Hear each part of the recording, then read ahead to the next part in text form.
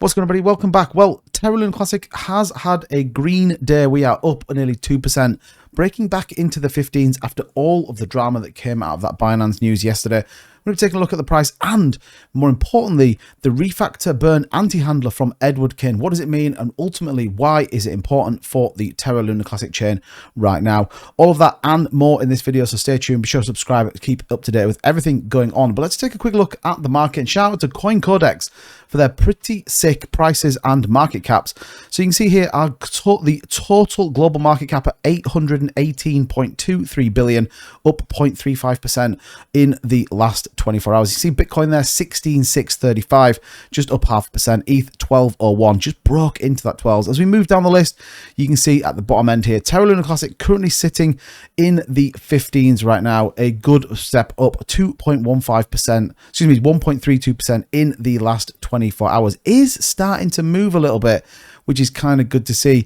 You can see our trading volume is up around that kind of 154 million, which again is a step on from where we've been for a long time. Market cap currently sits 902 billion. We'll come back and take a look at the technicals a bit more, but you can see we are seeing some good buying pressure coming in for Luna Classic as we head into the latter part of this week. Now, if you are looking to purchase yourself some Terra Luna Classic, then be sure to go and check out Mexc Global. They are currently offering you a discount based upon using my link that is down in the description. Not only can you get up to $9,100 in bonuses, if you deposit and trade, you're going to get 30% off your futures trading fees, as well as your spot and futures trading are going to be at a discounted price. So be sure to go and check Mexc out. Link is in the description down below. Right, the Refactor burn anti-handler.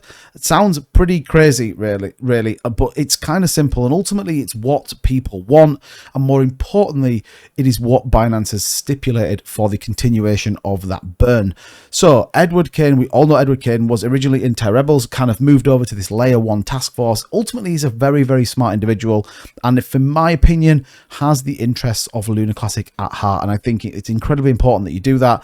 I think, look, my view on anything before we go any further is people should be paid for the job they do, but they have to do that job very, very well. So what does it say? Well, in terms of the treasury module, it records the total supply of LUNC and subtracts that from the previous supply LUNC 7 days ago. This is a number of LUNC burned within the week. This module was originally proposed around the market swaps, burning LUNC, minting USDC. Obviously, this is part and parcel of getting that repeg and ultimately what the algorithmic stablecoin purchase was. So as a portion of the burn LUNC is reminted at the end of the epoch as signage, which is sent to the community pool. Community pool funds must be voted on by governance for distribution. The signage is currently set at 10%. So originally, back in the day, 10% was what it was. It built the community pool. We saw that community pool continue to build. I did a number of videos talking about well over 2 billion in the pool. Now, we know that was then subsequently drained on proposal 10983. The minting was put up to 50%.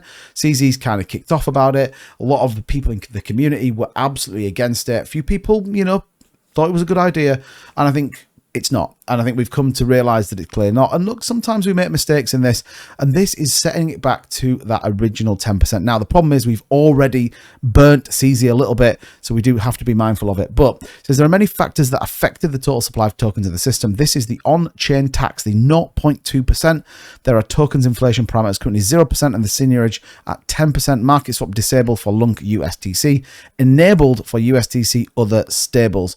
And that 0.35 Tobin tax, predetermined vesting schedules, and there are voluntary burns like the one Binance and other member validators have been generously contributing. Now, what is important about this article? Now, there's a ton of stuff around how it kind of works and ultimately what it's all about.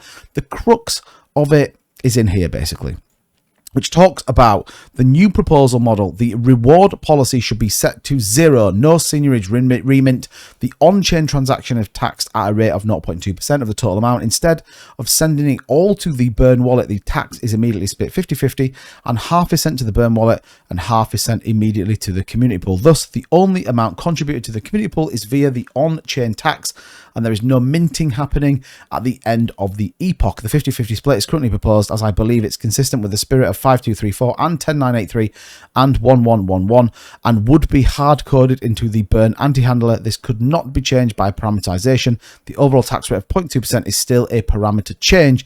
The manual voluntary burns remain untouched. So I think it's important to reference this. What we're basically saying is we still need to fund the community pool. We have to still have coins going into there, and ultimately right now Luna Classic is the coin that needs to go into there, and then it's sold to support development of funding or projects or whatever it is. What it shouldn't be coming from is the remint of burnt coins, and I think that's a very, very important point. So as your volume increases, as the development of the blockchain increases, then ultimately the community pool would increase based on on-chain transactions, and it's important to reference that point. You can see here the original on the remint. You can see that we saw that massive remint as part of that Terra Rebels mint of 975 million coins, which ultimately was driven again by the Binance burn. And this is the point that CZ is pissed about, is the fact that without that burn, it would be significantly less, even just on the week in terms of the volume they put through. So some might argue it's a very carefully orchestrated point in which that proposal was passed, and then the point in which those coins were minted. Now, in summary, by voting yes, you agree that burn mechanism should be refactored.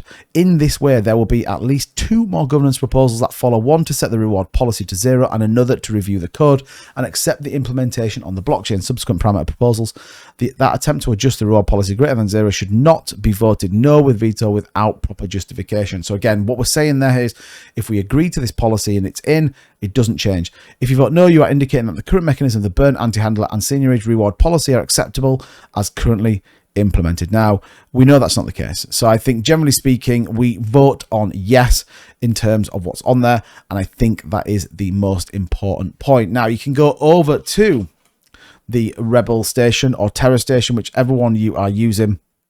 And we have the joint task on here. And again, this will come onto here once it starts to land off Agora. So when it does land here, be sure to come over and vote. Again, remember, make sure your validator has your best interests at heart, because if they don't, then we could see them vote on something that maybe isn't exactly what we want. Again, number of proposals that are on here, so definitely come and check them out, and it's important to zoom. Now, some stats I thought were worthwhile referencing.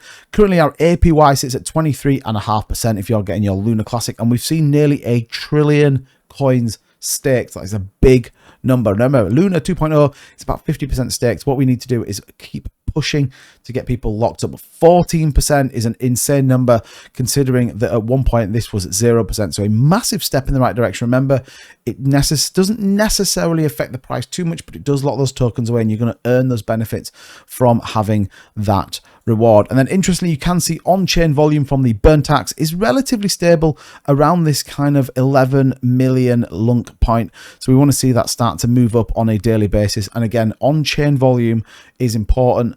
Equally, projects and decentralized applications are important, but the big thing is we continue to burn Luna Classic. That has to be the momentum. Now, we are seeing Luna Classic move on the 1 hour chart. You can see testing this level of resistance here. What do I like to see? I'd like us to see us head back up to those 16th. I think it solidifies then community census, and I think it just calms everything down. It's been a pretty rough ride in Luna Classic, but the price looks like it's starting to move. Well, that's going to do it for this video. Again, leave a comment down below. What do you think of Edward's proposal? Do you think it's the right thing? I'm dead interested to know what you think. As ever, thank you so much for the support. Don't forget to subscribe to the channel to keep up to date, and I'll see you guys all in the next video. Take care.